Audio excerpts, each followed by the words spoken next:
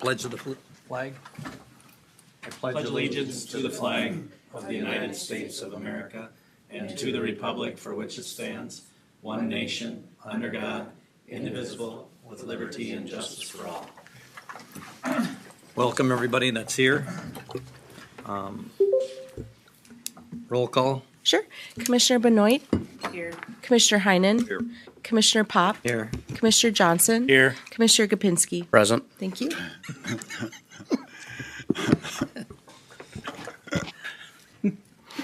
Approve or amend the agenda. Any additions, corrections? I just have one change, Mr. Chair. Under Administrator at 905 as the fourth item, could you please add a legislative update?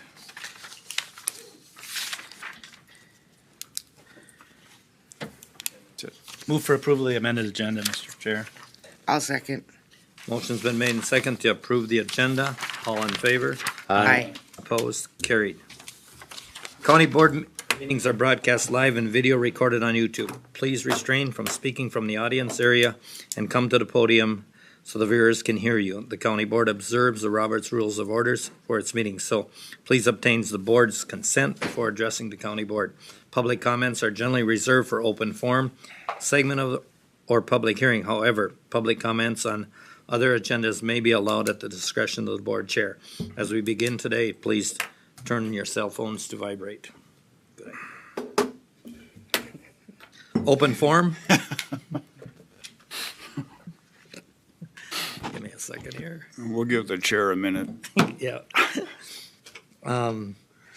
Consent agenda, we have items 1 through 11. What's your wishes? 12. 1 through 12, sorry about that. Move approval. Second. Mr. Chair, Yes. I'd like to pull 7, just for clarification. I'll amend my motion I will to also. remove 7. Okay, so we have a motion and a second for items 1 through 6 and 8 through 12. Move for approval? Or all in favor? Aye. Opposed? Carried. Commissioner Benoit? Actually, just asking for some clarification on, I mean, is this to help the school district with some mental health stuff? So what it does is it provides a therapist, some of the time for a therapist to be in the school and work with children. Sometimes they also work with teachers and give them some guidance as well. They have an additional grant, I believe, that helps them be there for more hours. But this is collaborative money. It's not tax levy money. It comes out of the collaborative. Okay. I'm good. I will make a motion to approve number 7. Second. Motion been made and seconded to approve number 7. All in favor? Aye. Opposed? Carried. 905. Updates from Northland Reliability Project.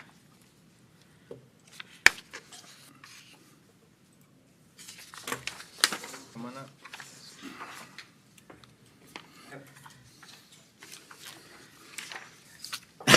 Good. It's not working. Good morning. I have hard copies of the PowerPoint. Would you be interested in those? Sure, absolutely. There you go. Is this what you're looking for? This one? There was a second one too. There was like a route map, I think. Did you want that shown? Or you want to start with this? Yeah. Okay. Yeah, we'll use Okay. Thanks. Thank you.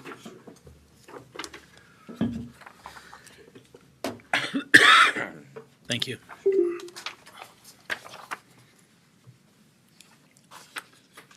Thanks. Thank you.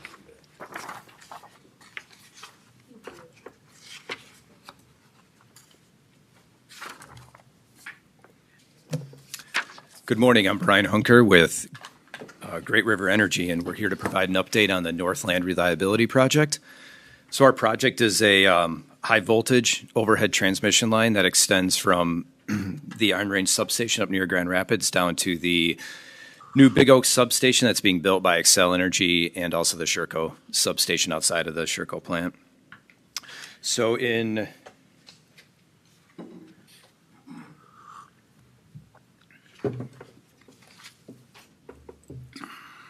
So in February of this year, the Public Utilities Commission approved our route for the project.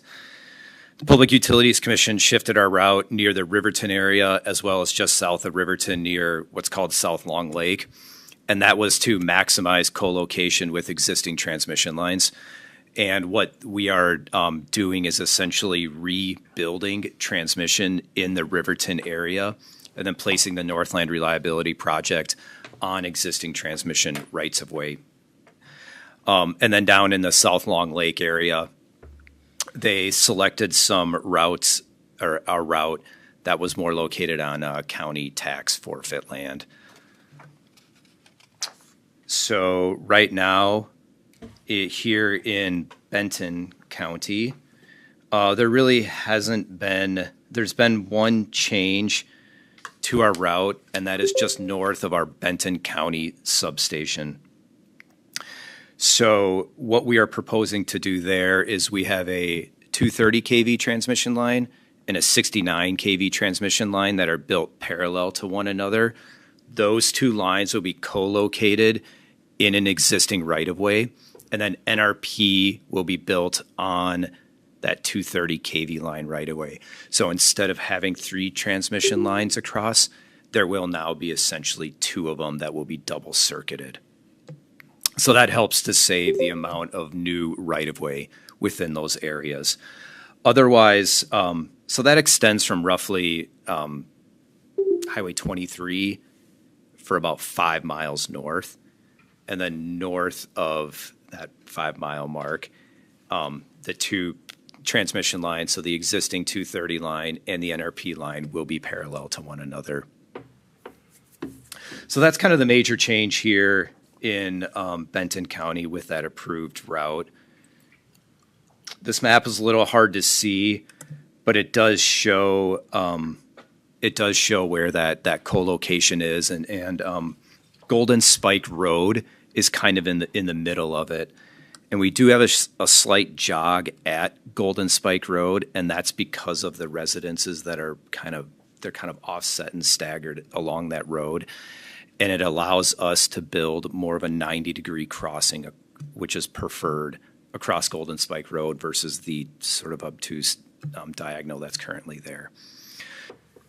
So that will also take place within that transmission rebuild.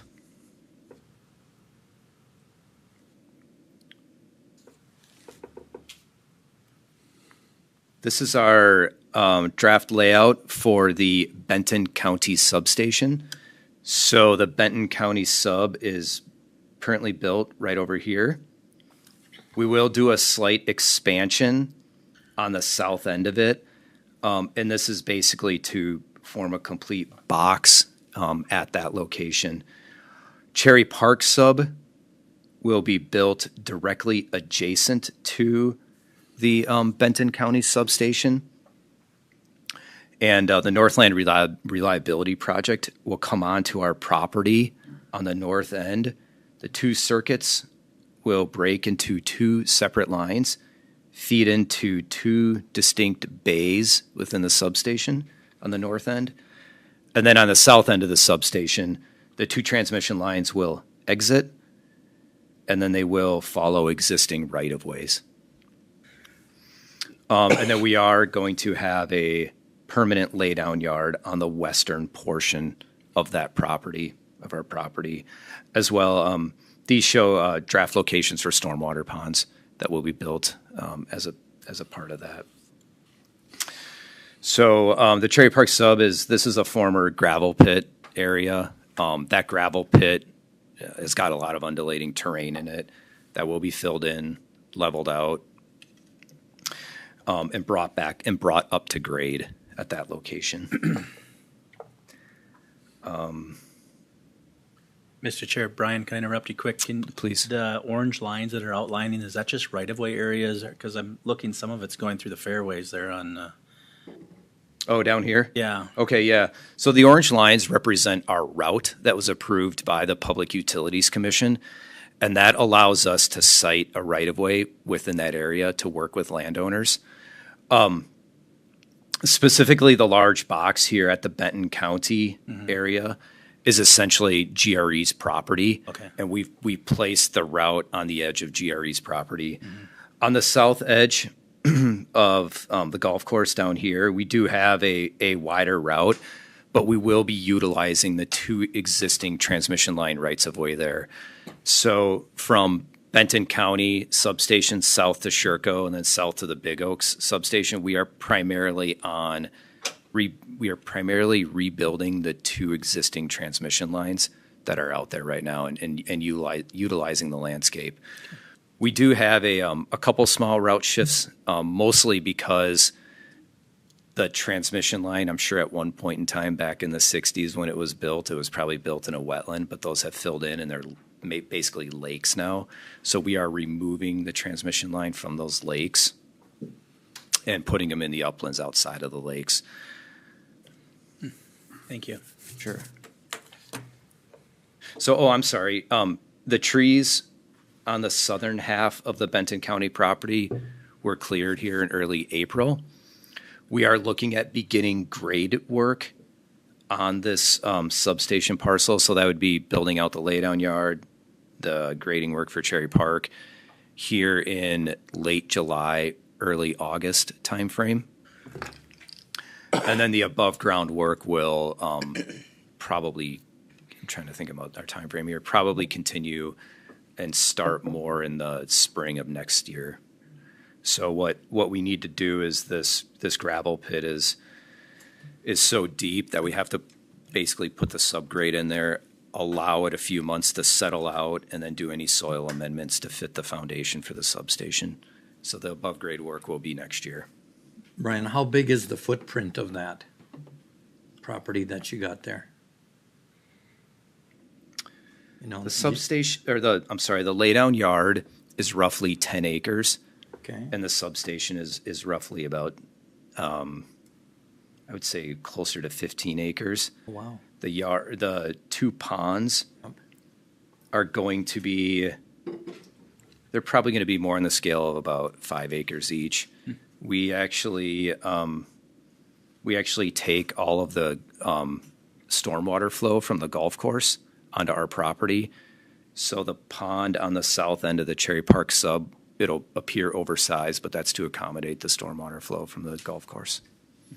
Will there be any buildings or employees there at all? We will have what's called a Triple E building, which is an electric equipment building, which is a formed concrete. It's probably about 20 foot by 20 foot structure, but there's no office space in there. It's all just electrical equipment. There will be, if you're asking for permanent employees here, there will be no permanent employees. However, people will probably be in here fairly frequently maintaining the equipment.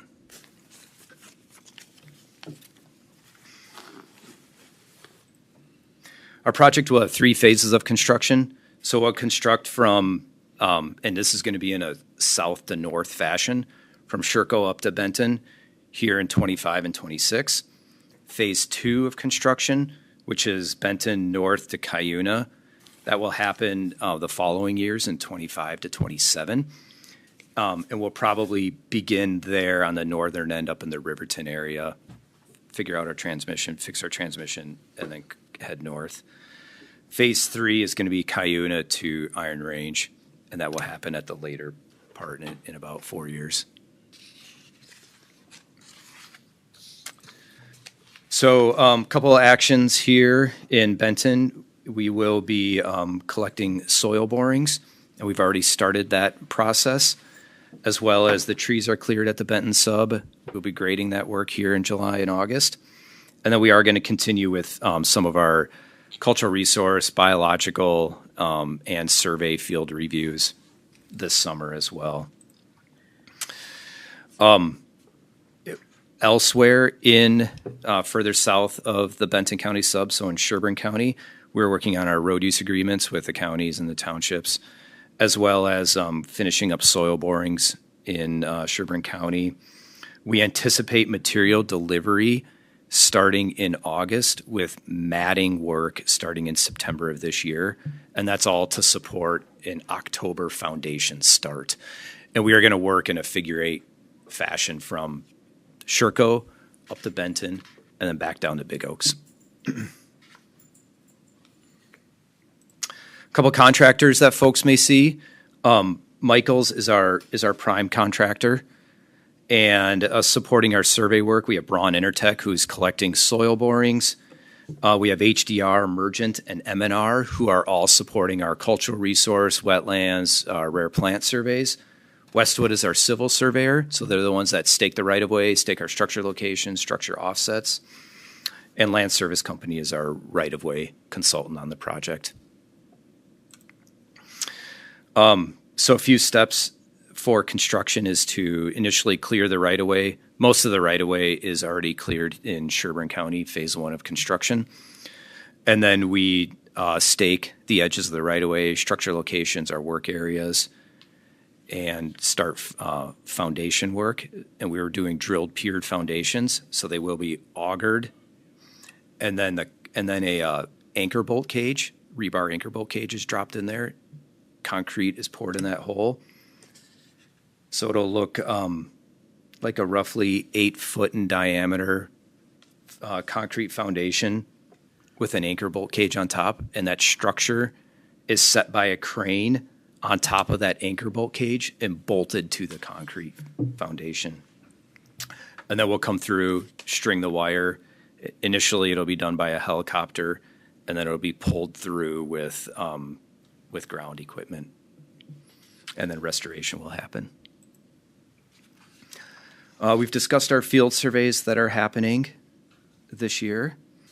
As far as our real estate timeframe, we have presented options to the landowners, and our real estate team continues to work with them on securing those easements and then transitioning those options into easements, and then we'll get those signed and recorded here with the county. So some concerns that folks may have, and we want them to contact us if there are any concerns.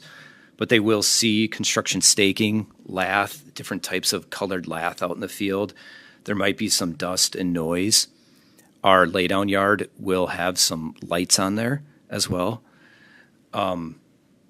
Equipment, construction materials will be moving around the local roads as well. There might be some road closures, lane closures, as we're stringing across a road. We'll work with the county highway departments and authorities on that. We hope to not close any roads, but it would just be a very brief duration. Our tentative working hours right now are 7 a.m. to 7 p.m. That would be 6 days a week, Monday through Saturday. As well as they'll see some slight tree clearing, vegetation removal, and then sediment and erosion control devices out there like a silt fence, for example. Oops. This is how you contact us. Our hotline is either answered by myself or my Minnesota Power cohort. Those emails all come to us as well. And we do have a website that's got an interactive map on that website, like a Google Earth type interface where people can leave comments on there as well. And our intention is as construction begins, we hope to stand up an interactive map that has different colored structure locations that show where tree clearing is occurring, where foundation is occurring, where we're going to be installing structures on that website. Are there any questions? Questions? Yes. I just want to make a comment to say thank you for working with the residents. Sure. I know there was some major issues with putting in a third line with the residents in the Minden Township area. Mm-hmm. And I know that the residents themselves had some meetings, and you guys were really good about working with them, and I'm glad that it's staying to the right away that it's in. And I will pass your number on, because I've gotten a couple calls the last couple of weeks on some residential areas that this might be going through in my district. Okay. So I will pass your number on to them so they can get a hold of you for any questions they might have. Great. Yeah, absolutely. Yeah, we fully expect as staking is out out there, our soil boring crews are out there. there's going to be a lot more traffic on the roads. We're anticipating a higher volume of calls and questions, and we'd be happy to address any of those. One question, Mr. Chair. Brian, I saw Chris here reminded me of it. Is there any road issues that we're dealing with permitting for this project that you're aware of yet? Or I know he mentioned he's meeting with Sherburne County, but do we have any permit stuff for them? Well, if they're gonna be working in the right of way, then yeah, road right of way permit would be required. But it seems from what some of we'd seen, a lot of the times you're spanning our roadways and not necessarily, I could be wrong, but if there are any poles that would be placed in the road right of way, of course, a road right of way permit would be required. But I don't think we've seen any where you're anticipating placing a pole in the county road right of way. And that's been my cursory review, is that a lot of the times you're just spanning across our road right of way. Correct. Yeah. Can I address the question? Yeah, okay. absolutely. Yeah, you are correct. We are spanning the road right of way, but we do want to engage with you on a road use agreement because we will be obviously traveling the roads. So we want to make sure that we're all in agreement on the condition of the road prior to construction, as well as what it is after construction. And if there are any issues, that we're able to come to resolution on those road issues. That'd be good. Yeah. Especially if there's any staging and traffic control required while you're offloading equipment to get to your locations and stuff. Those all should be addressed in such agreement. Correct. Yeah, and we do anticipate. I'll just say a driveway or a turn radius from a county road into the right of way that may not be there, and it would just be a temporary approach. So we would work with you on that, and that would be like a culvert in the road ditch with wood or timber matting over that for trucks to be able to turn onto or turn off of a county road and onto the right of way. So that conversation is probably coming sooner than later, I assume. Yeah, that would be more of our phase 2 of construction. Okay. So All right, correct. thank you. Appreciate that. Thank you. Yeah. Mr. Chair, I have one. Go ahead. Are you going to present this to the township boards that, well, I'm asking for Minden in particular, and then work with them on their township roads that you're crossing also to come up with some agreement? Sure. Yeah, we'd be happy to present to the township. Is there? I will pass your number on to one of the supervisors over there, because I know you guys have come out and you have done updates over there. Mm-hmm. I think they would appreciate this update along with, I know said they had to work with some, because you're going to cross some township roads also. Correct. Absolutely. Yeah. Thank you, Brian. Appreciate the Okay. update. Yeah, Thank you. Thank you.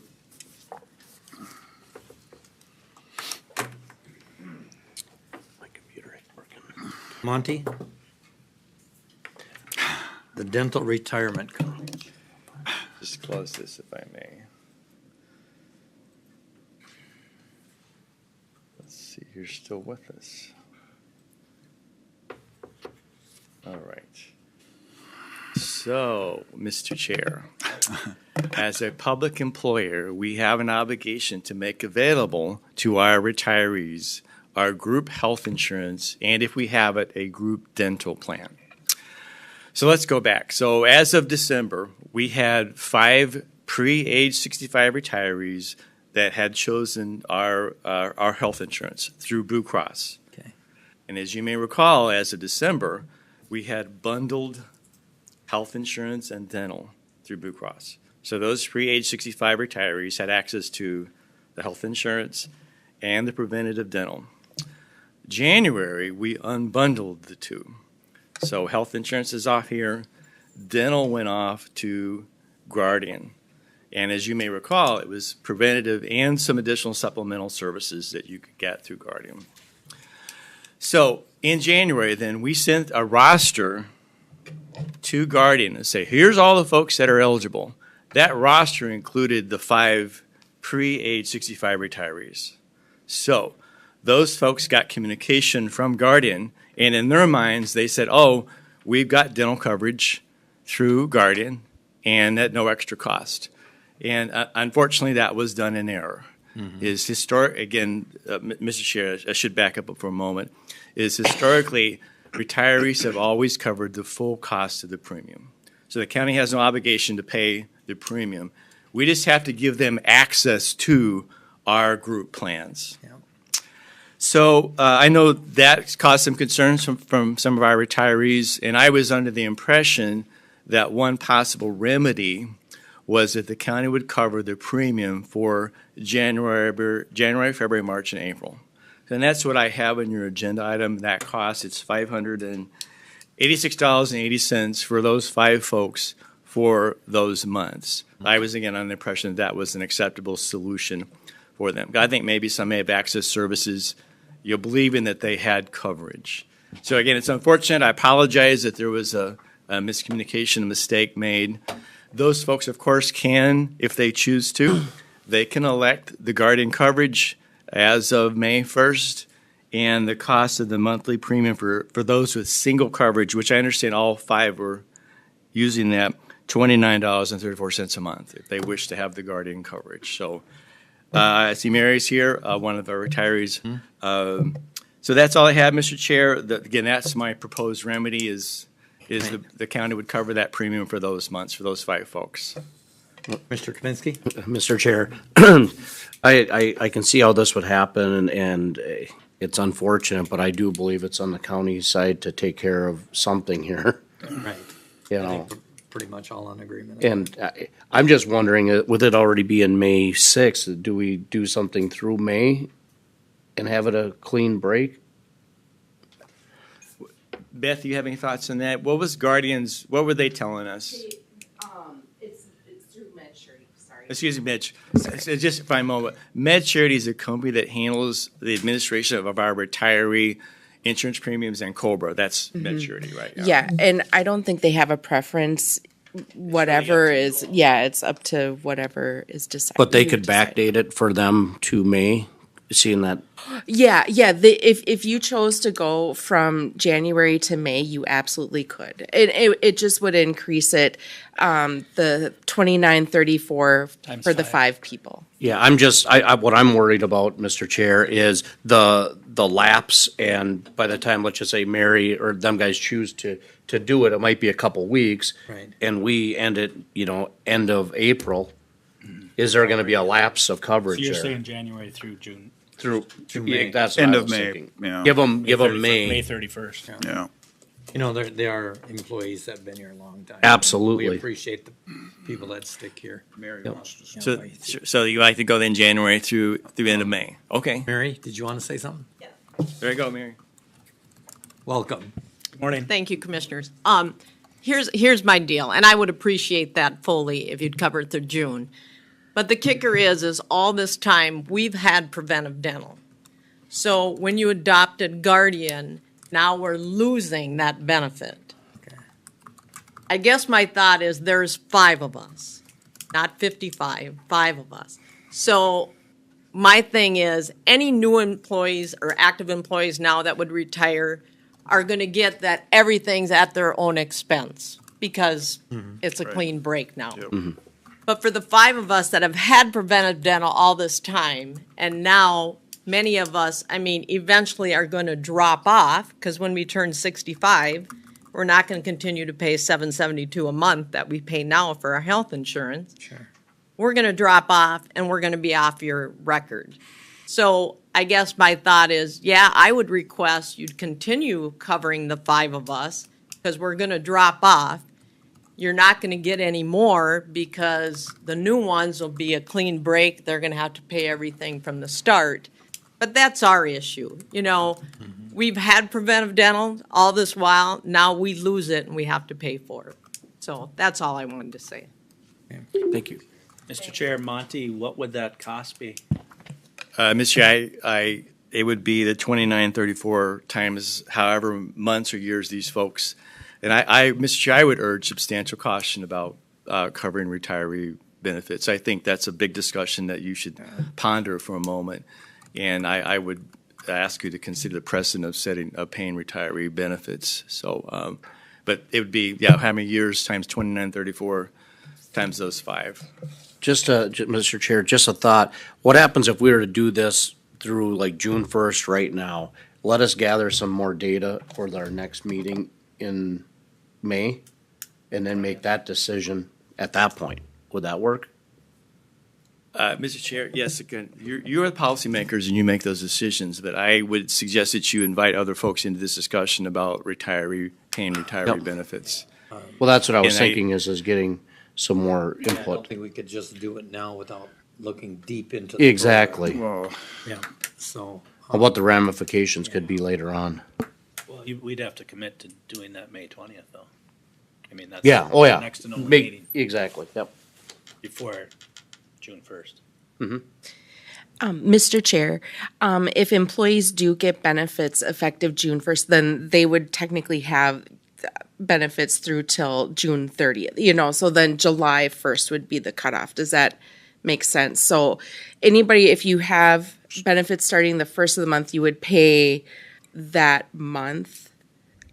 Does that make sense? So it doesn't make sense to cut it off May 31st, you're saying?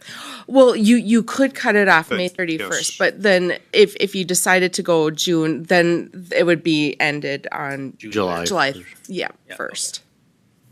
Just throwing it out there. And it's 29 per person, or is it 29 Per total? person. 29.34 per person per Times month. 5 per month. Per month, right, yeah, for those electing single coverage, right? Yeah. Without divulging the ages, how long is we expecting this to go on? I mean, we've got employees. I don't know, I don't know the ages That's of what we all need those to dig involved. into is- I can't again stress it enough, Mr. Yeah. Chair, Commissioner Johnson, the precedent of paying benefits for retirees. Right. Again, that opens the door to other groups to also ask for the same treatment. Yeah. And, counties that have taken on retiree benefits face enormous liabilities for doing so. So I know this dollar amount may seem small, but the consequences, in my opinion, are enormous. So I would ask careful thought about crossing that bridge of paying again, I'm going to essentially, until these folks have past 65, paying those premiums. So I wouldn't allow the dollar amount to sway your decision. Okay. Yes, Mary? What's the difference from the liability to health insurance all this while versus dental? Mr. Chair, I don't really think it's great for me to engage in debate with Mary this morning. I'm just asking the question. Right. You carry us for health insurance the entire time. But is it, So, what is the liability for? Well, so for our retirees that are participating in our group health insurance, there's a liability that's measured by our actuary. And the notion there is that when they participate in our group plan, they essentially get a reduced rate by benefit of being part of a larger group. It's this really interesting topic called implied rate subsidy, and our actuary measures it and it's reported in our financial statements. So to answer Mary's question specifically, that's the liability. It's measured because, again, they get a subsidy or a reduced rate because they're part of a group plan. And it is again, booked as a shows- liability on our financials. It's a liability and it's reported in the financial statements. We have to pay an actuary every year to recalculate that liability. So, Mr. Chair, just so we're aware, the dollar amount's $147 a month. If you so choose to go past that date of the end of May per month, Or just dental? Yep. just the, for all five for all together. five? Oh, okay. So you start adding up those numbers, it gets quite huge. Let's just say 2 years of that. Yeah. I understand the dollar amount isn't, of course, for those of us that engage in labor negotiations, Yeah. it's always what happens is, one group, of course, people watch and see what you do, and they say, well, you agreed to pay for this group. Me too. What about us? And so you increase the pressures on the county to extend the benefit to other groups. I'm sure all of our groups would really appreciate if the county would pay for their health insurance once they're retired. You open the door when you do it for one group. Yeah. And folks say, hey, what about us? What about us? So that's why I don't want to minimize this and just because of the small cost. I think the county acknowledges that a mistake was made somewhere Correct. down here. Yep. And I think we have the right to go and look at it, see what we're gonna do. But I think you had a great, idea, go through the end of May. And by then we should know. Yep. And I would agree with that, So, Mr. Chair. just so I'm clear, I'm understanding you, so we would potentially move on reimbursing this through the end of May. Right. Yeah. Have a discussion to decide what we're gonna do going forward. Yeah. Two separate On the things. 20th. Yep. Two separate things, okay. Okay, I'd make a motion for that. it's our second. Yes, second. Motion been made and seconded to pay the dental premium through the 31st of May. And we'll have further discussion On the 20th. coming up on the, So, Mr. Chair, if you could please clarify for me, what additional information do you need for me to gather before your next meeting? What do Well- you need to know? It'd be the dollar, Mr. The I'm dollar sorry, amount, Mr. what it Chair. would look at, and what the ramifications well, would and be. how long. And some how of them- long How, the time frame. duration Yep. of some of them that could be on there. And we gotta look at the ramifications, what could happen down the road with everything. Right. Mr. Chair, the only thing is that we don't know the exact dollar amount From year to year. for this, because right now it's 586.8, I think. So that would be with the my additional calculator. 2984 per month, or 34 per person for an 100 additional month. 140, roughly 147, so it'd be like 733.80, I think, something like that, till that'd be added on to the 586.80. Because Did you it'd be get that? 5 people at 29.34. 5 at 2934 is 146.70 Oh, there we go, yep, so I was off 30 cents. plus the 586.80. 733.50. Okay. You want that in your motion? I'll amend my motion to include that. Thank you. Yes, Okay. Motion been made and seconded with the amendment of 733.50. Any other discussion? All in favor? Aye. Aye. Opposed? Carried. Thanks, Mary. thank you. Legislative updates. We missed one. There's the Yeah. court facility. We Oh, got- I'm We sorry. got 2 more to go yet Yeah. before we get there. The one-way filming Sure.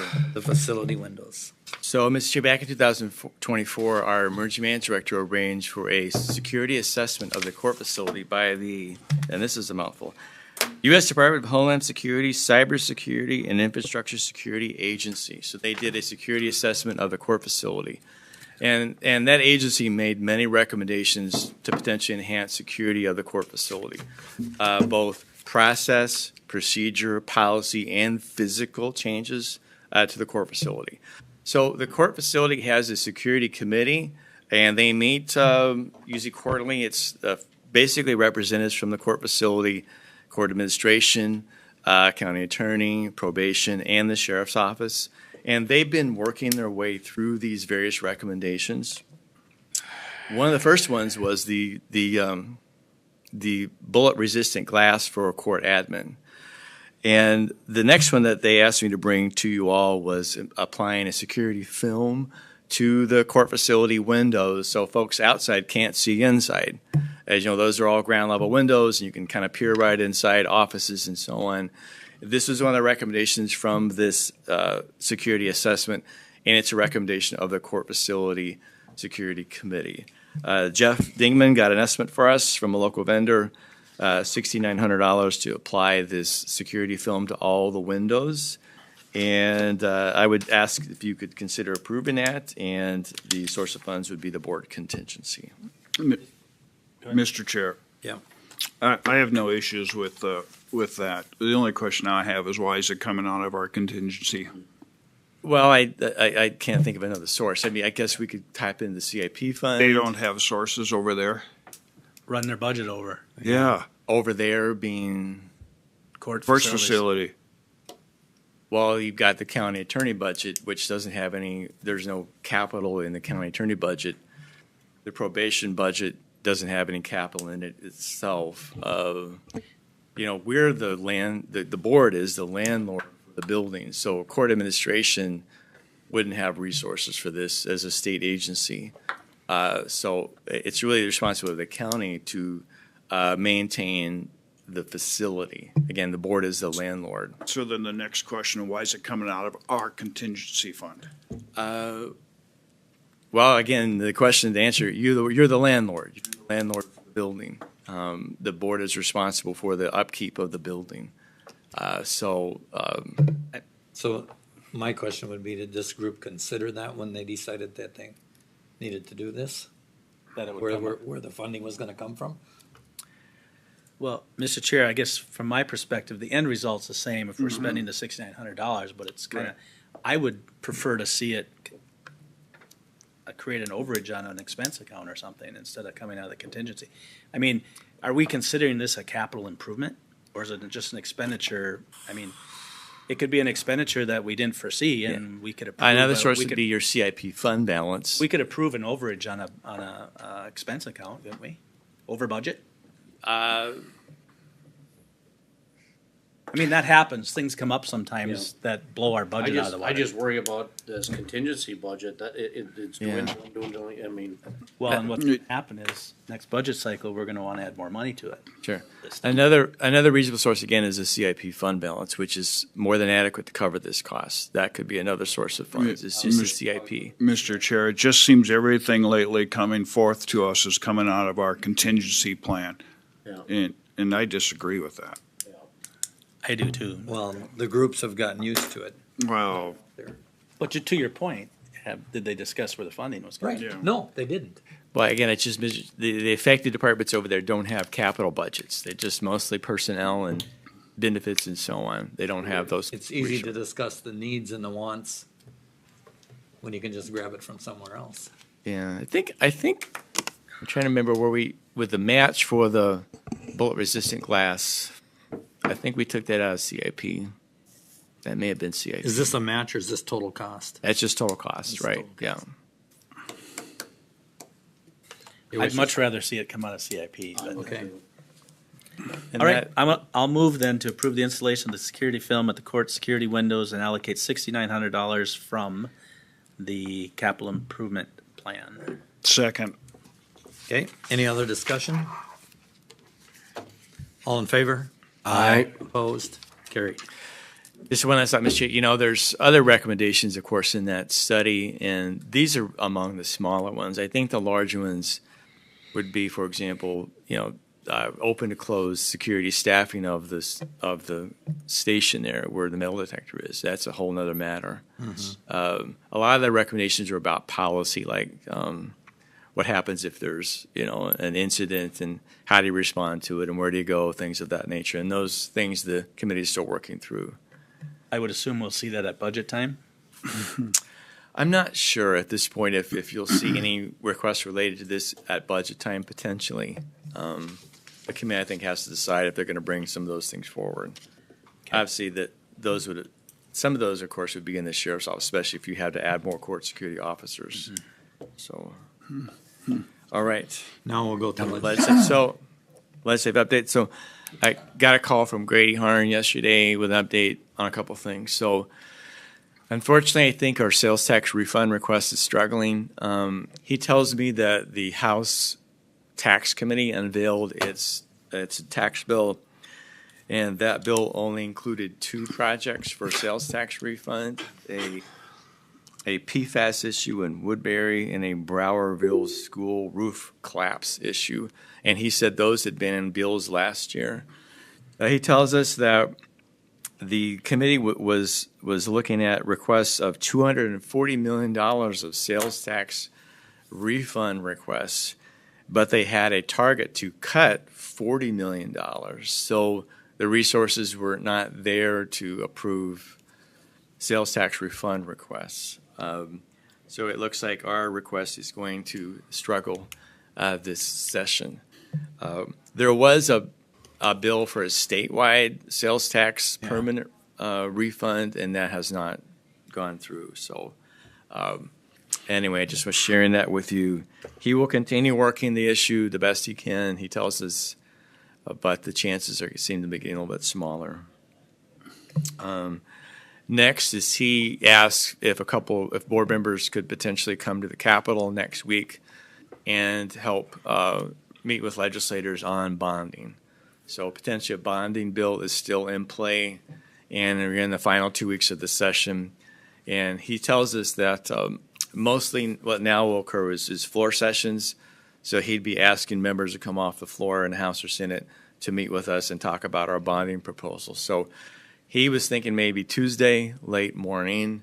So if you've got some board members that are available, maybe when later we set cows or talk about that, we can schedule who's going to go and exactly when. So looking for, again, next week, maybe Tuesday. Okay. That's it? Okay, that's it. Yeah, thanks. Human Services. Cost Sandy? shifts and not help the counties. Unbelievable. Good morning. Good morning. Morning. The first agenda item I have is for a contract with Solutions Behavioral Health to do community support services. We, for as long as I think I've been here, we have had a grant from the appropriation from the state of Minnesota to do community support services. We've generally in the past contracted with Catholic Charities. Catholic Charities did for Hope Community Support Center, maybe you're aware of the facility. They did end their services with us, and so we are suggesting a switch to Solutions. So this is a contract with them. Mr. Chair, Sandy, is this something we usually look at yearly? Yes, and we just had a hard time coming up with a provider with Catholic Charities going out, so But yes. does this end up being like a calendar year, or is it a? I think it's for, yes, Start for calendar year, okay. yeah. Motion up, sorry. Motion to approve the contract. I'll second. Motion made and seconded. Any other discussion? Is this total cost? There's no Correct, no yes. other money coming Yep, from nope. anyplace else? Yep, total cost. Any other questions? All in favor? Aye. Opposed? Carried. The next agenda item is information only. If you recall, last year we had for daycare homes, we had done a subsidy to allow for things like training and licenses and those types of things. Then in, I believe, December, we brought to you a new idea to work with Stearns Bank on a new program to do some different type of funding and probably and different education for our centers. That has fallen through. Stearns Bank could not work things out with First Children's Finance. So we were hoping to go back to what we were doing before. The ARPA funds were already dedicated towards childcare homes and preventing or attracting them and maintaining them. So we thought we would go right back to where we were the year before, is paying the licensing fees if need be, the training for first aid, those types of things, just some of the real basic things to help people get involved in childcare and stay involved. As you know, we do have a shortage. I was hopeful that Stearns would be able to come up with something, but it has not happened. Mr. Chair, Sandy, what kind of response are we getting from foster care parents and, I mean, with this whole help that was provided? They've liked it. Yeah. Obviously, they've liked it. That's a different fund though, isn't it? Or is that the same fund?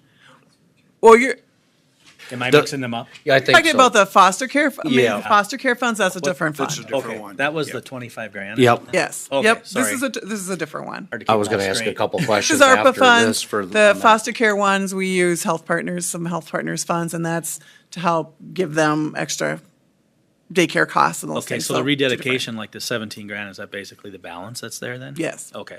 And you'd already dedicated towards, Okay. I was just basically giving you information that Stearns County Bank Yeah, okay. project fell through, and we were just going back to what we were doing before. Thank you. Great. And this is ARPA money? Yes.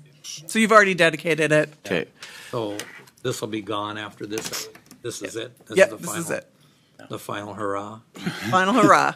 and then, Mr. Chair? Right. Sandy, how much do we got left in that foster care one then, or is that's not? Catching Ashley off guard. I don't know either.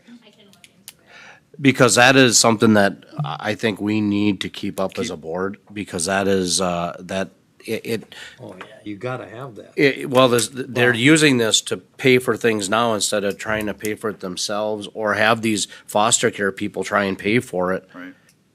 I mean, you got people that are bringing in 2, 3 kids and they're having to pay for things out of their own pocket and then wait 30, 60 days to get reimbursed for it. And correct me if I'm wrong, but the conversation, I think, was if we started at 25 grand and you review the past year and you've spent 8. Yep, we replenish. Replenish the 8. Correct. Yep. And we've still been using the same health partners fund, so we're Okay, okay for now. just keep us abreast of all that. Yep. Let's go back to the 17,000 and get that one out of the way first. This is I think that not- one, that was I don't believe we informational. need any action. It was just Informational. information. Yeah, this is Oh, allocated okay. already, so Got it. it's just that they're going back to do what they used to do. So the next agenda item is a kudos letter from the state, from DHS. If you remember, about a month ago, I don't know, they finally gave us a kudos letter for 2023. This is a kudos letter for 2024, and we have a couple of the fiscal department workers here. So, you want to stand up and introduce? Oh, come on! I will read the letter while they think about introducing themselves. So, it is my pleasure to commend you and your staff for perfect performance in meeting the Department of Human Services financial reporting requirements for calendar year 2024. All key quarterly fiscal reports for programs in your county participates in were submitted to our financial operations division on or before the report deadlines in perfect order. I know this accomplishment requires planning and efficient operation and teamwork with your county human services department. The result of this timely revenue for your county and compliance of federal reporting first of the state. Please congratulate your management and staff on the superb effort. So we have Ashley, Hannah, and Terry. I don't know that they're going to introduce themselves. They're part of the fiscal unit, so thank you and congratulations. Thank you. Thank you very Congratulations. much. Appreciate it. Yeah. We got 2 of these letters within like 3 months. Yeah. Don't expect the next one. We should give Yeah, the that one will be governor in a 2 big years. welcome. Thank you. Thank you. Thank you. Chris Bird. At least we can have a laugh this morning. Please thank your whole team too. Yeah.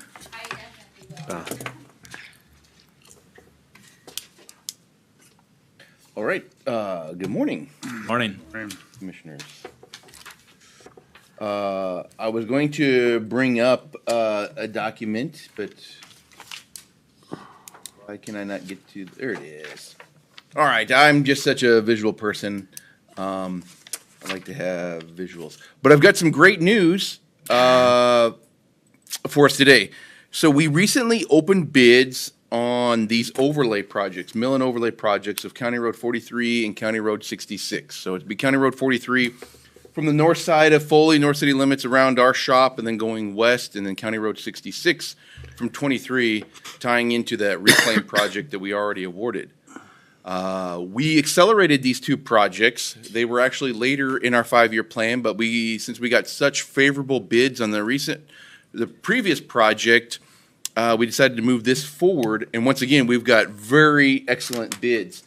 So our lowest responsible bidder was Knife River at 22% under our engineer's estimate for County Road 43 and just under 23% below our engineer's estimate on County Road 66. So combined, or right at 23. So combined, yeah, it's 22.78% below our estimate at $1.372 million to do these 2 projects. And to put that in perspective, in the 5-year plan, County Road 43 was an overlay project scheduled for 2026 at $750,000 is what we were estimating it. The bid came in at $681,000. County Road 66 was scheduled for 2027, so a little bit of inflation out 2 more years. We were estimating that to be over $1 million for that length of roadway, and we got bids this year for $691,000. So add those together, we're saving $472,000 out of our 5-year plan. Wow. These are sales tax funded projects, so that's $472,000 of sales tax now that can go towards another project in our 5-year plan. So if it pleases the board, my recommendation is to accept those bids. Well, I'll give you more detail. The reasons why is our mixed prices. We were estimating, we even lowered this from our last estimate down to $55 a ton.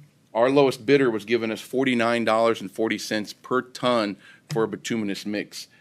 We haven't seen prices that low 7, 8 years, maybe 10 years ago. This is telling us that this company is hungry for work still, and was bidding this pretty aggressively to get this job. So now, if it pleases the board, my recommendation would be to accept these bids and authorize entering into a construction contract with Knife River as the lowest responsible bidder on this tied project. Mr. Chair, a couple questions, Chris. 43 go to Trunk Highway 25, or does it go all the way to CASA 3, or how far are you going on 43?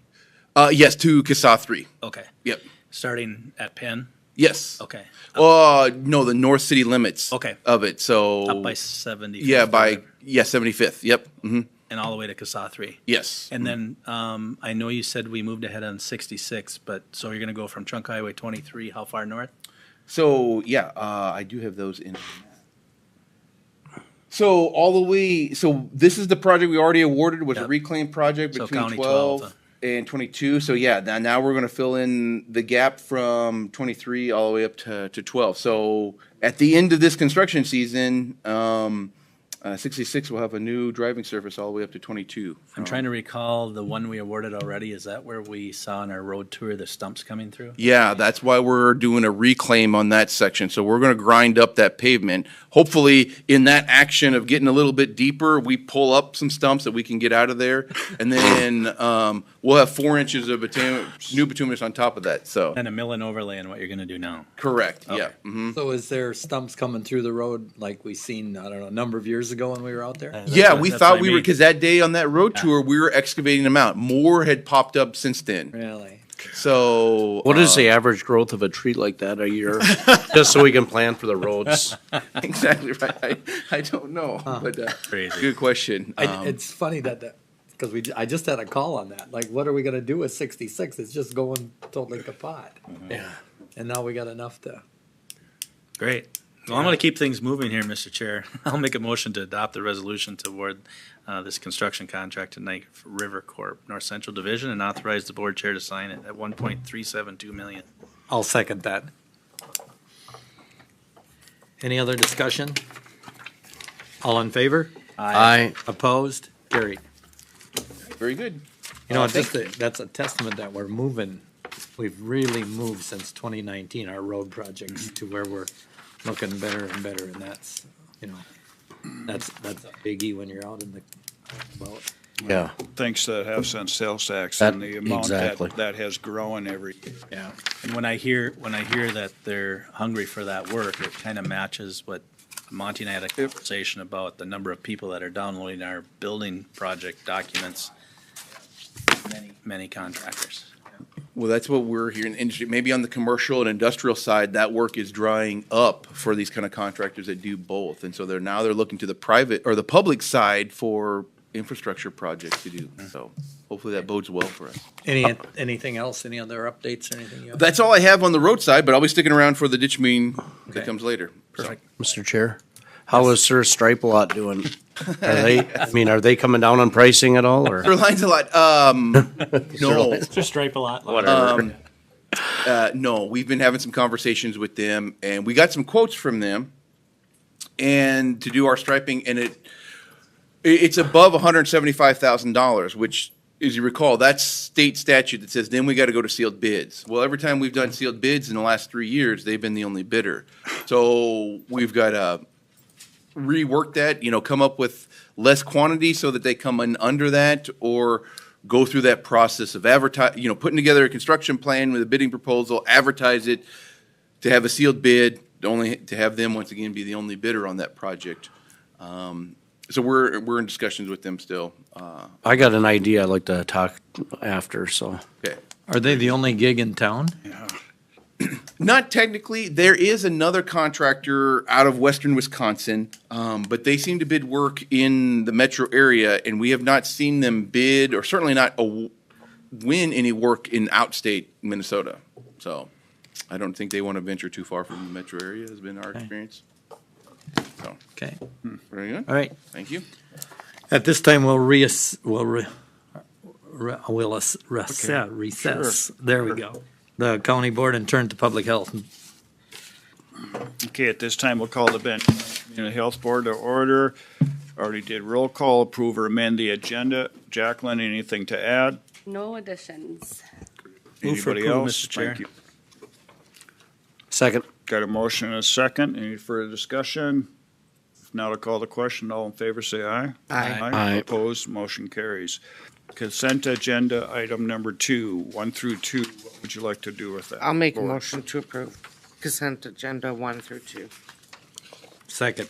Got a motion and a second. Any further discussion on them? If not, I'll call the order. All in favor, say aye. Aye. Opposed, motion carries. Jacqueline. Fine. Good morning. Morning. Morning. All right, I'm just going to hand out this really quick here.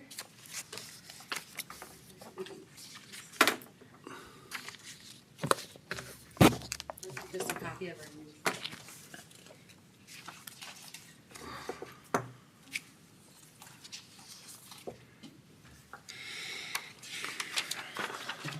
All right. Well, again, good morning and thanks for the time on the agenda today. I think I'm very much like Chris and I like to have like the visual presentation, but I'm also going to steal the language if it pleasures the board. That was good. All right. So what we have today is just an update on our community health assessment and our community health improvement plan. Our community health improvement plan process has been concluded and we now have goals and priority areas developed for our next cycle.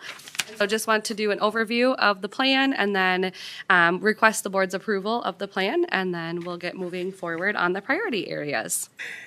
So first, just a little bit of grounding in our community health assessment. So we complete our community health assessment as a Central Minnesota Alliance, which includes members from each 3 counties of Sherburne, Stearns, and Benton, as well as our healthcare system, CentraCare. This is a partnership that we've been working on. I was actually just doing the math as I was sitting here for 12 years now. We've completed our health assessment this way. And it's fun just to kind of see the work evolve over time and the innovation that's come out of doing our work in this model. The community health assessment is a requirement of our statute 145A of community health boards to complete this process once every 5 years. We are required to do a data assessment of community health needs and then required to do an improvement plan, which then addresses the factors that we find in our community health assessment of what those needs are. So on the screen, I have just a picture of a bunch of blocks moving back and forth. So I just wanted a visual to kind of think about our community health assessment. It is just one piece of what public health does, so one part of the bigger picture. Our community health assessment tracks the needs of our community that change over time. So if you think about these blocks moving on the screen, just like the blocks are moving and ebbing and flowing and shifting and changing, so are the needs of our community. And so our needs assessment helps us to track needs over time of our Benton County residents and wider region, but it also helps us to identify which areas are facing the community at a most pressing or highest rate of impact and where we need to focus our energy and our resources so that we can address those factors affecting our health. On this screen is a little bit of an image about our health assessment. So now imagine this community health improvement plan that we're talking about today. It takes those blocks and it gets them all moving and syncing in the same direction. So when we do our health improvement plan, instead of us trying to tackle all these different moving blocks, we put all of our energy together and our resources and we strategize to get us moving in the same direction so that we can tackle these community health needs together.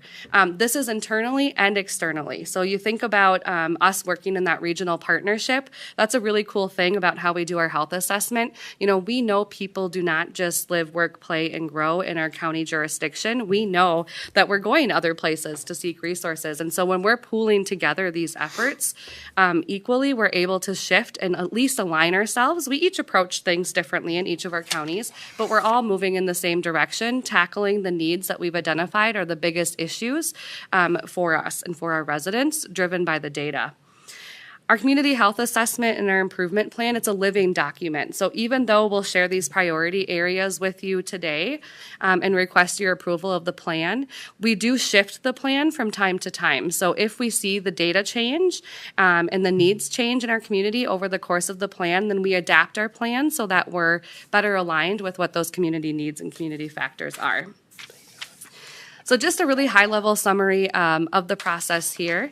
So to develop our community health assessment, we had 3 committees that were formed.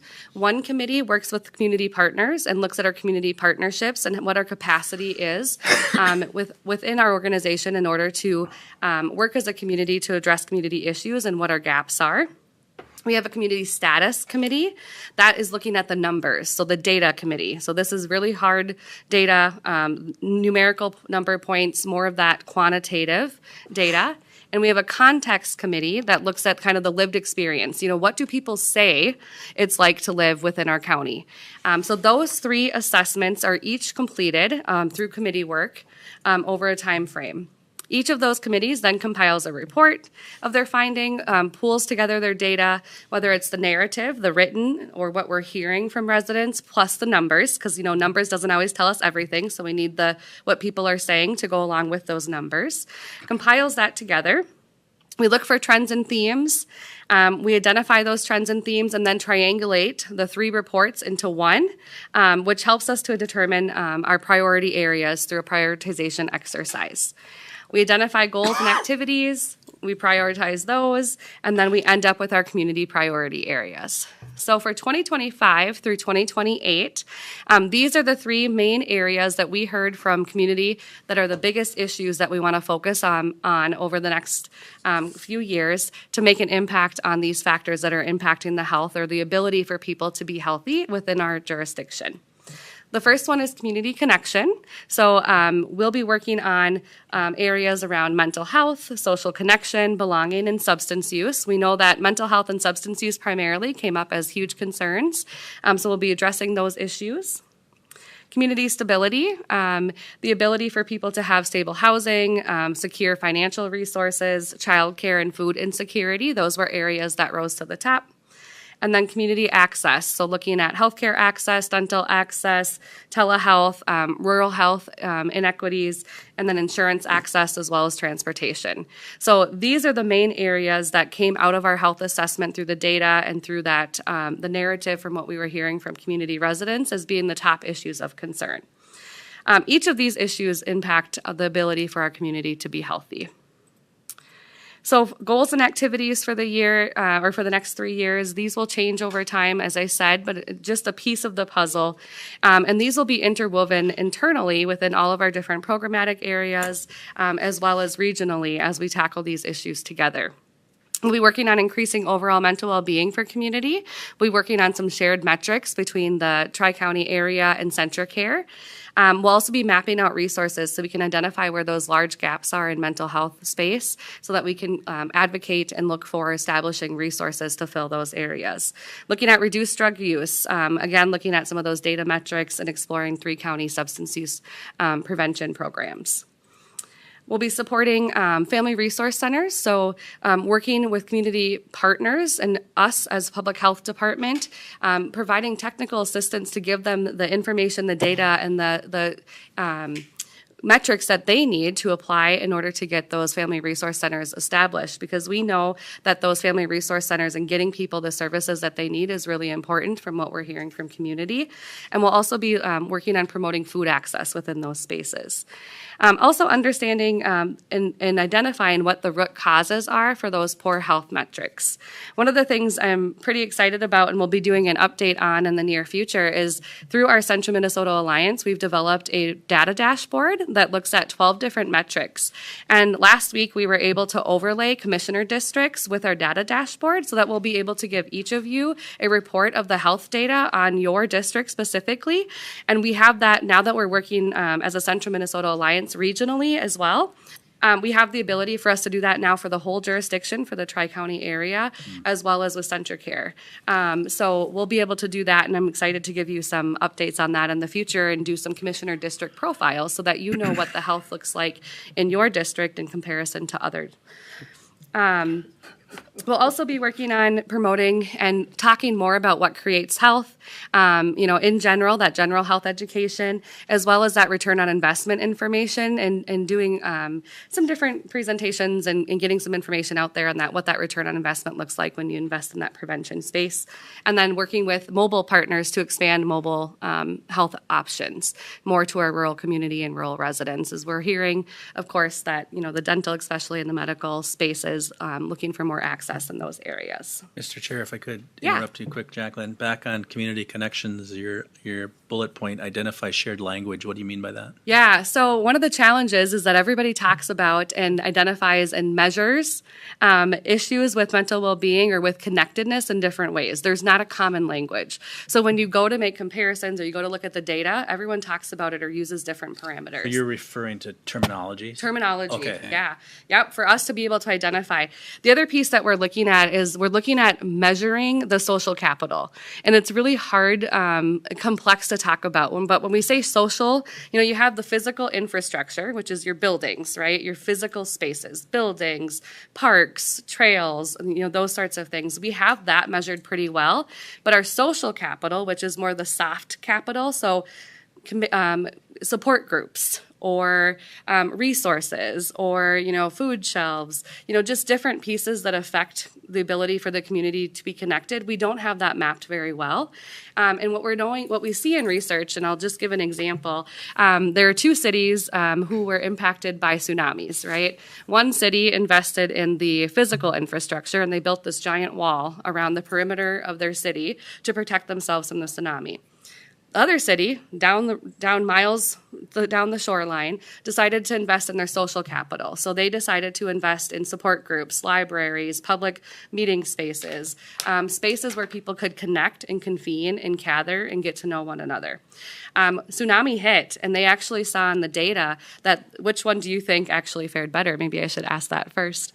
But the city who actually invested in the social networks, invested more in the community getting to know one another, fared way better with mortality rates than the city who had the big built wall.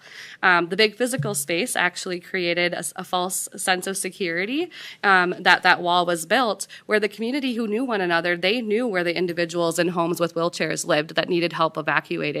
They knew where the neighbors were that had lots of children and may have needed more help in getting things out of the house, or they knew if they were elderly and needed some assistance, and they were able to coordinate and gather and connect with it. So multiple studies have been done. So some of what we need is just to be able to talk about the challenges in the mental health space. We need to be able to talk about it in ways that is a shared language, because we don't have that shared language, and it's harder to advocate for those resources when we don't have comparable metrics. So it's really about just using the data capacities that we do have and that we have built, and adding layers on that and expanding those resources and those services so that we're investing in a similar way, but we're also capitalizing off of that shared capacity built that we have with our Central Minnesota Alliance. And then the last one in the pink box over on the right, support employer-led health initiatives. So we have a Tri Wellness at Work, workplace Tri Wellness group that actually works with business owners and is doing health promotion with businesses throughout our county, helping them develop and create and provide different health metrics throughout the day. So expanding some of those services and doing a little bit more with some of our rural health. We've got some new partners coming into Benton County, so we'll be planning to connect with them and determine if there's different mobile capacities for health as well, so we can create more ability for people to be healthy. And then these are just more of those long-term outcomes. So we'll be looking for the long-term outcome of having stronger support networks, increased life satisfaction, quality of life, economic opportunities, participation in community and civic life, and increased use of prevention services and earlier diagnosis and treatment. Again, we know that if people are healthy, they're able to be contributing members of society, and they're more likely to be able to attend work and hold their job, participate in social engagement and different activities as well. So next steps, so I'll just kind of walk through here. We are on the third step here. We had our public comment period and web survey that ended. We finalized our improvement plan document, and now we're here presenting our priorities to our board. Each of the counties within our Central Minnesota Alliance will be bringing this to their board as well throughout this month and end of April through May. CentraCare will bring in the plan to all of their hospital boards. Then we will submit our final document to the state of Minnesota and the IRS for CentraCare, who has to submit there. And then we will start implementing our document. We'll start to plan and prioritize and work with our community to modify our plan as we need. Mr. Chair. Commissioner. Jacqueline, how many comments did you get? We received, actually, I brought that with because I thought you might ask. We received 21 comments. So the public comment period went from March 18th through the end of April. Comments were submitted directly to Peggy. We also had a survey platform that was live. We had 21 responses. We had 17 who commented on the connection space. We had 17 who commented on the stability and 16 for access comments. 19 respondents said that their agencies also see these as priority areas and will be working towards those things in the next 3 years. Some people had questions about what the data walks would look like, so similar to some of the questions that you asked today. What would that look like with our data walks and data spaces? Some of them talked about the link between the connectedness of your community and substance use and how those things are complex and interconnected. And then making a note that the health plan that we have, Community Health Improvement Plan, spans across all ages. So from, our youngest all the way to our most elderly within our communities. And then we talked a little bit about our process managers. So PM stands for process managers, which is the group that kind of coordinates the assessment about doing activities on roles and activities outside. So like annual reporting about the plan.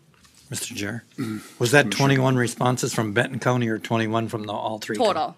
Yep. Wow, Very that's low. not, That's that's Yeah. not, Yeah. that's a very small response. Yeah. That's what we got. Yeah.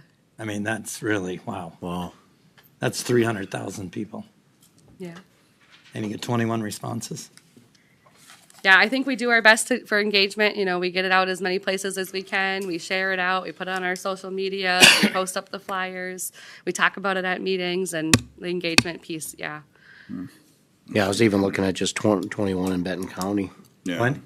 Just 21 in Benton County is a small number. Right, It is. and now you're talking 3 counties. Commissioner Benoit. I will say majority, if I recall, many of them are community partners that we work with. Yeah. So many of them were kind of different community organizations, groups that serve the 3-county area that responded to the health So assessment. it and really improvement wasn't a plan. lot of public comment. Yeah, it was open, but a lot of those who have an invested interest in the health space, yes, absolutely. They probably commented it to them. Yeah, I don't know. I think I saw another question. Yeah. Me. Jack, do you know the count of how many community partners Benton County? Oh, goodness. We have a lot. I could bring that. That's actually a data metric that we started tracking with our PH Docs system. As best we can. You can only link one organization at a time when we do our time reporting, but we have a lot. I would say each of our staff, we've done a really good job of making sure that we're not duplicative in the providers that we're meeting with, but each of our staff have relationships with different members at the schools, community, different sectors depending on what it is. If it's traffic safety, car seats, childcare, daycare, health, the health space. I mean, we've got lots of coalitions that we're part of, but I could do some work on collecting some of that and provide that back. Thank you. Yeah. And that's a piece about this Community Health Improvement Plan and the Central Minnesota Alliance. It's not just our health departments and CentraCare working together. We have community partners that attend our meetings. So again, when I showed that slide of everything moving and weaving in the same direction, that's what this plan does. It just kind of gets us aligned. It creates education around what the top priority areas are, and it helps us and our community partners all move towards a common goal so that we're all not bouncing around trying to tackle an issue from a different direction. We're kind of convening together and saying, this is an issue. Let's work together on solving this and make an impact.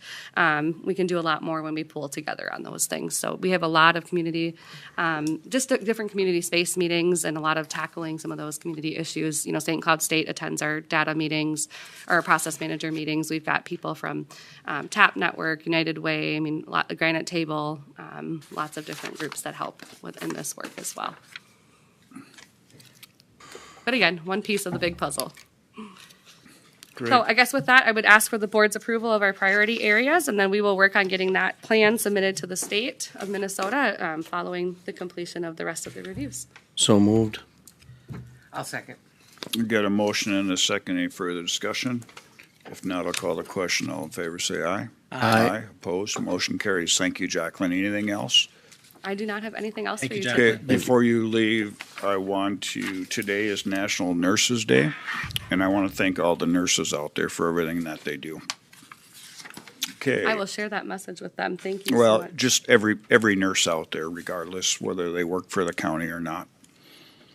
Okay, with that, I'll adjourn the Benton County Community Health Board at 10:19 and turn it over to our board chair.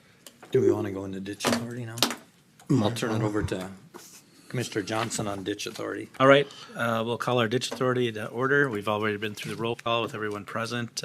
Any additions or changes to our agenda, Chris? No, I have no changes. Okay, Move approval. Second. motion and a second to approve our agenda as presented. All those in favor?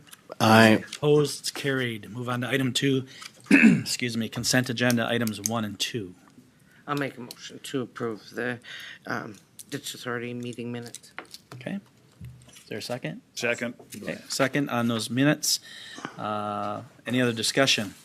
Hearing none, all those in favor?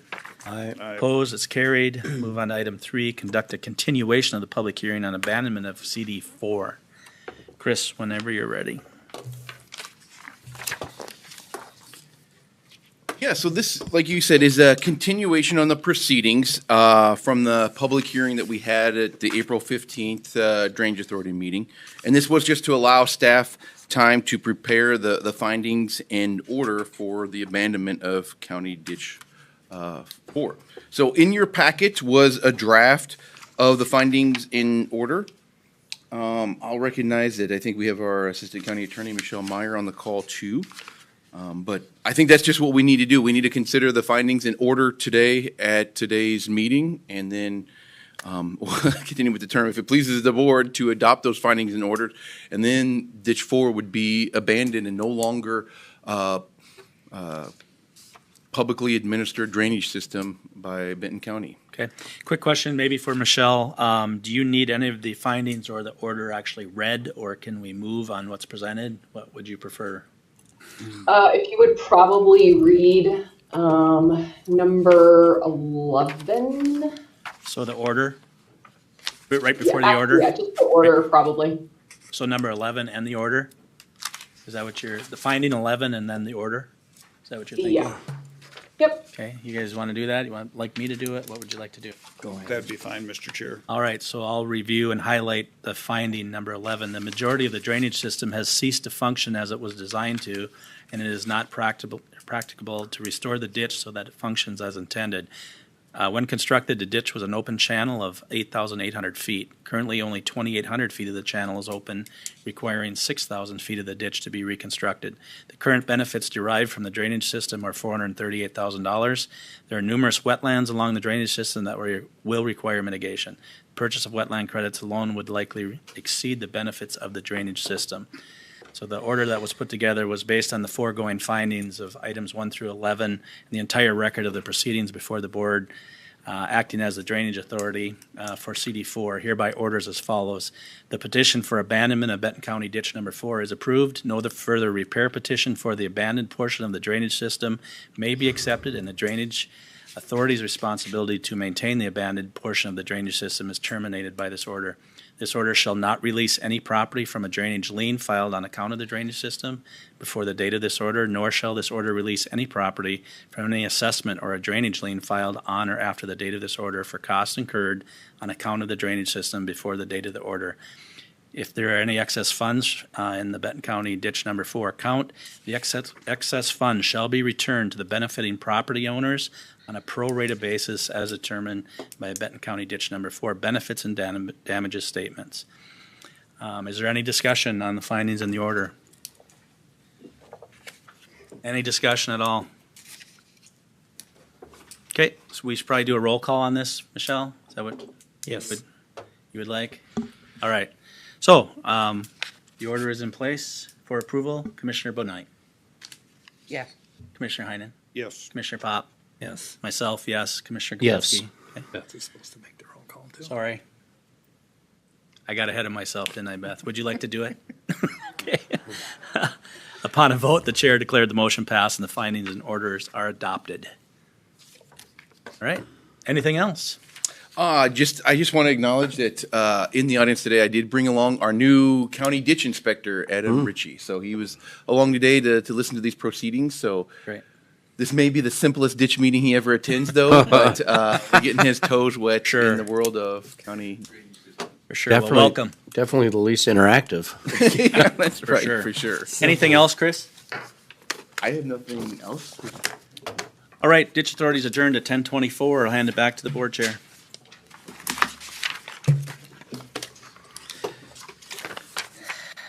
At this time, we will have commissioner meeting updates. I can go first.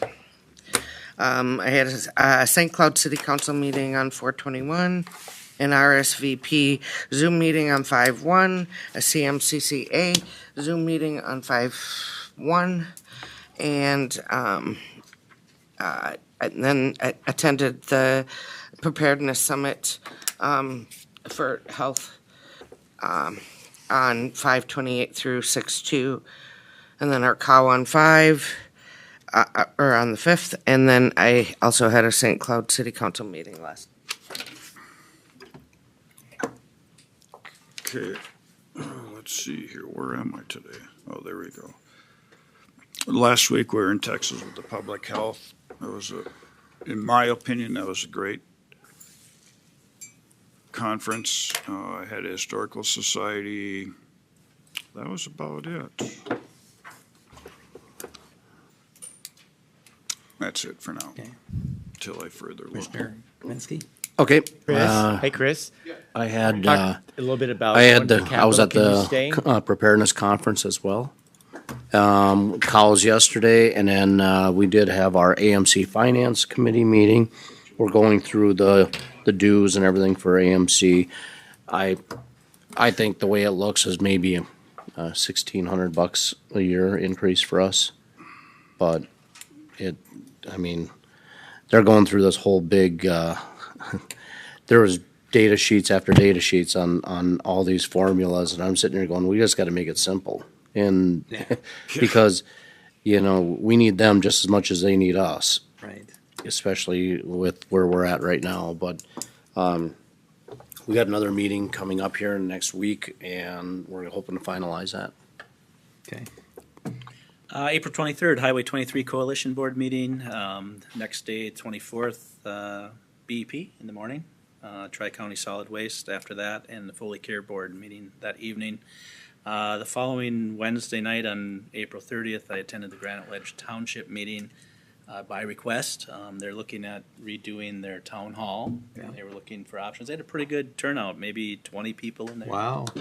So I guess my suggestion to them was that they made sure that they included the building inspector before they make a bunch of decisions and then find out that things aren't maybe going to go that way. So sounds like they're working with Roxanne and maybe trying to get that scheduled with Mr. Barsotti's office.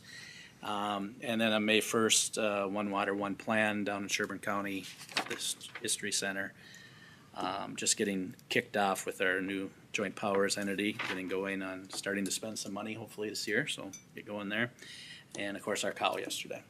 Okay. We had a library workshop way back on the 15th. We will have, it looks like an increase in library dues this year. How much? Really? I can't remember, like it's gonna be in that 4,000 to 5,000 probably. For one library, For one library. then county. Unless the finance committee moves forward to using some more reserves, but we're getting to the point where we can't keep going after reserves. Because we've done, several hundred, actually, I think we did a couple million so far in the last few years. That was their, BEP. I thought our BEP was really good. What they had presented this time was the, AI was, just phenomenal what they can do, or what he even did up there. And I think they're, we got a few people moving off of membership, but we're always getting new ones. So I think she's doing a really good job.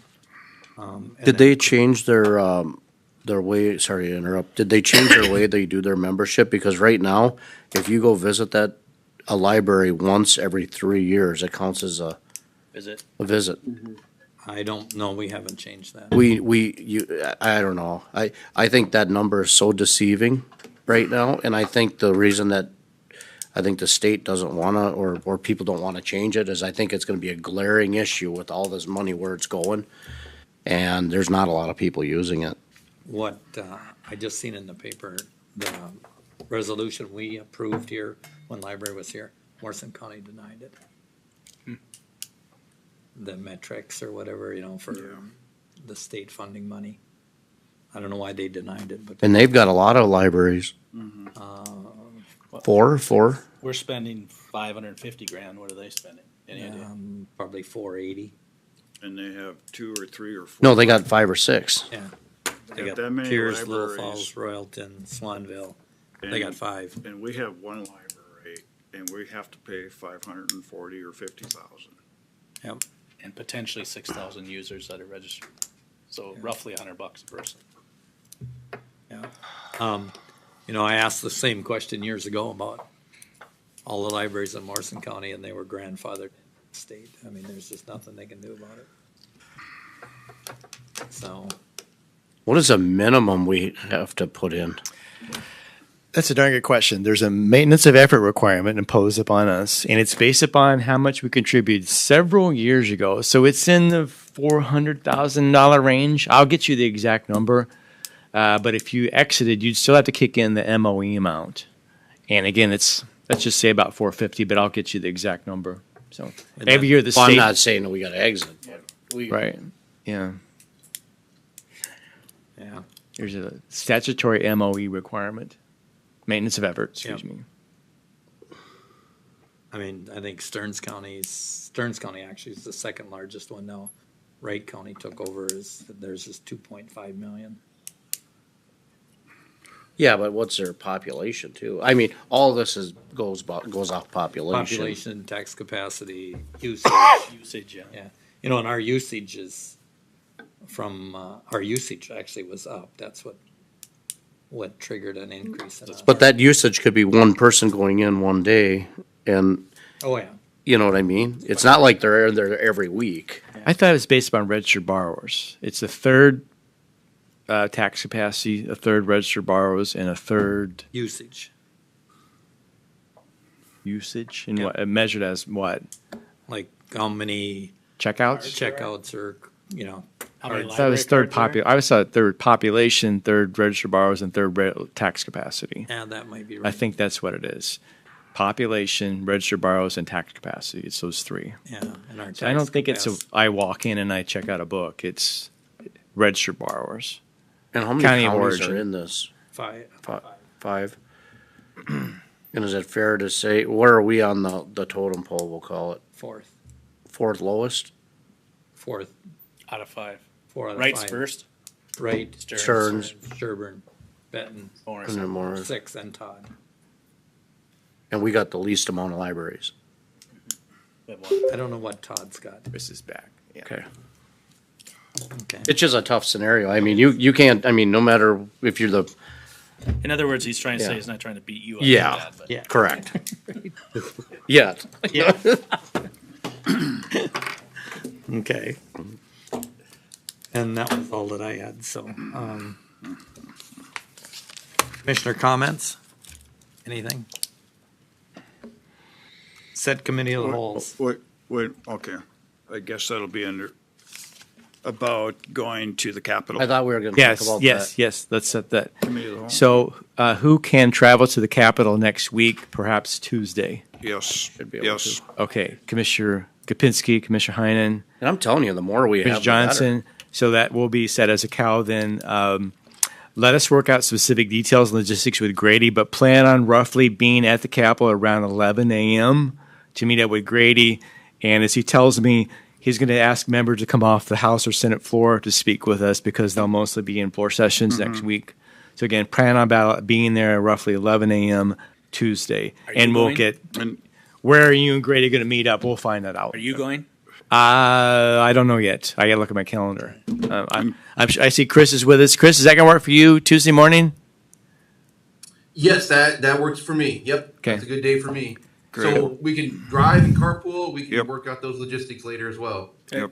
I don't have my calendar here in front of me, so but at least there's a cal for these three board members. Okay, great. The last time I went down and pulled somebody off the floor was I went with Commissioner Berkeley. And our congressman from the western part of the state just ripped us. Oh, hopefully be more friendly careful. audience this time. Well, I can tell you, we've done this But numerous Grady's times. there now. We've done this numerous times even this year, and it was nothing but positive. Again, it's the home stretch on bonding. Yeah. Mr. Chair, I only have one more, and that is the AMC District 5 spring meeting is Monday, June 9th, beginning at 8 a.m. in the Morrison County Boardroom. One possible issue I should raise with you is Contegrity had planned that you're awarding the bid for the government center project would be Monday, June 9th. I have asked Pete if that date could get moved so that you all can go to the AMC District 5 meeting if you wish to. So to be determined. I gotta let you know, can we, I don't know if they publish that like in the bid notice and that's kind of a carved in stone now, or we can move it. But that was originally scheduled for also Monday, June 9th. So I'll see if I can get that moved. This district meeting has been scheduled for quite a while. Yeah, this has been. Exactly, but they're in Little Falls anyway. We're going to be in Little Falls, do it in the afternoon. Yeah. 3 o'clock Oh. bit is scheduled meeting? Yeah, the special, I thought it was at 3 o'clock. I don't recall the actual date that we set for that. Neither. I wouldn't want to see Yeah. you have to rush back to Foley to Well, we're done at noon. Noon. Call well, it usually 1. it's if you stay for lunch, then it's 1 o'clock, and then you might not get back here until later. So. Let me see if we can move it. If we can't, we can't. So move it, if we're gonna do it, the 10th then?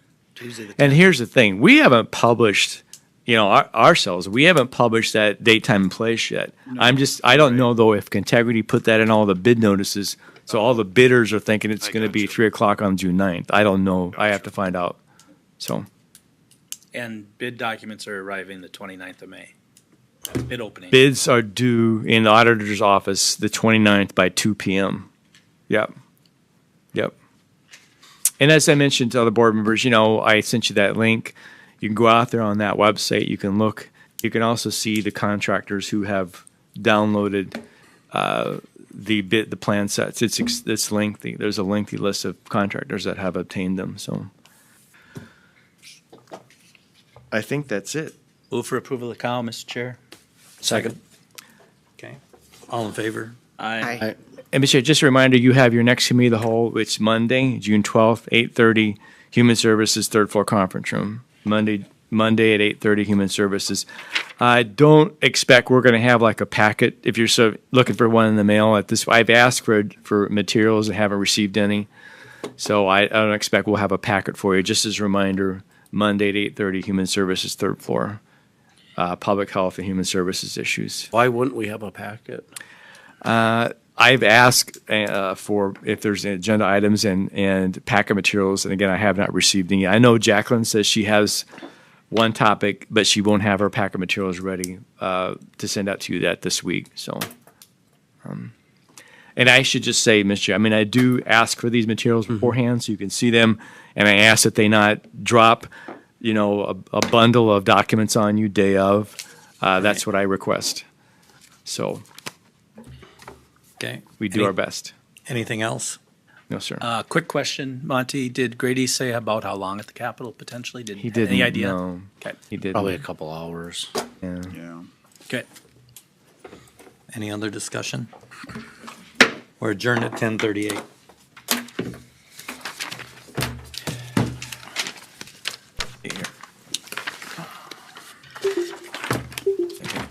Wrong button first. So